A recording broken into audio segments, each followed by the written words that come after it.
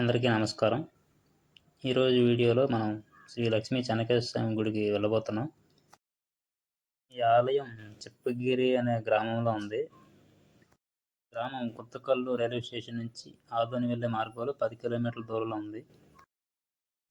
ఈ ఆలయ చరిత్ర విషయానికి వచ్చినట్లయితే ఇది శ్రీకృష్ణదేవరాయలచే కట్టించబడిందనేసి చరిత్ర తెలుస్తోంది.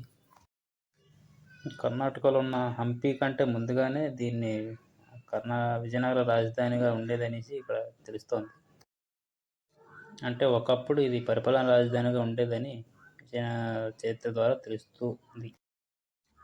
దీన్ని పూర్వం శిల్పగిరి అనే పేరుతో పిలిచేవారు. ఎందుకంటే మీ ఆలయ గోడలపై మీరు చూస్తున్నట్లుగా మీకు తెలుస్తుంది. చూస్తున్నా కూడా అద్భుతమైన శిల్పకళ ఉట్టిపడుతుంది.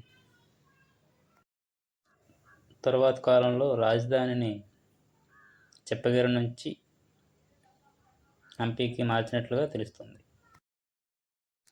ముఖ్యంగా ఈ ఊరు శిల్పాలకు పెట్టింది పేరు. అందుకే ఈ ఊరికి శిల్పగిరి అనే పేరు వచ్చింది.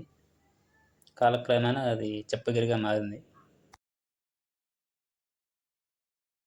చూడండి ఆలయ గోపురం ఎంత అద్భుతంగా కనబడుతుందో. ఒక పిరమిడ్ ఆకారంలో ఉంది.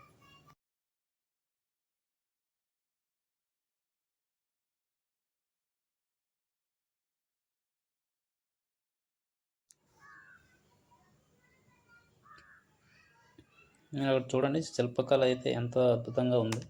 ఆ స్తంభాలు కానివ్వండి, ఆ కిందన ఆనాటి శిల్పులు ఎంతో అద్భుతంగా తీర్చిదిద్దారు. అద్భుతమైన మండపం. కాకపోతే రాజగోపురం చూసినట్లయితే చాలా శిథిలావస్థలో ఉందని తెలుస్తుంది. శిల్పాలన్నీ కూడా ఎంతో అద్భుతంగా రమణీయంగా ఉన్నాయి. ఇదే ఆలయ ప్రధాన గోపురం. అంతా కూడా శిథిలావస్థగా చాలా దయనీయ పరిస్థితిలో ఉంది. ఇక్కడ మీరు చూస్తున్నది అయితే ధ్వజస్తంభం కింద ఉన్నటువంటి పీఠం ఎంతో అద్భుతంగా 8 దిక్కుల్లో కూడా ఏనుగులు కనిపిస్తున్నాయి.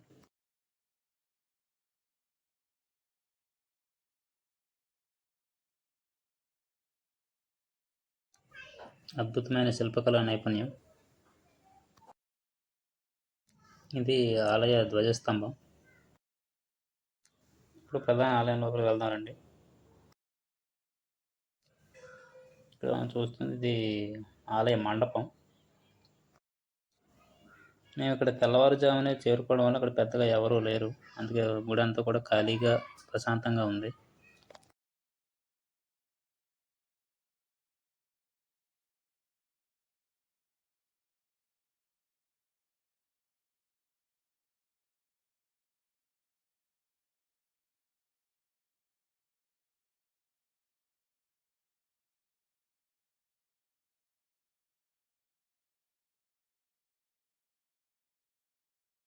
మీరు చూస్తున్నది గర్భాలయం.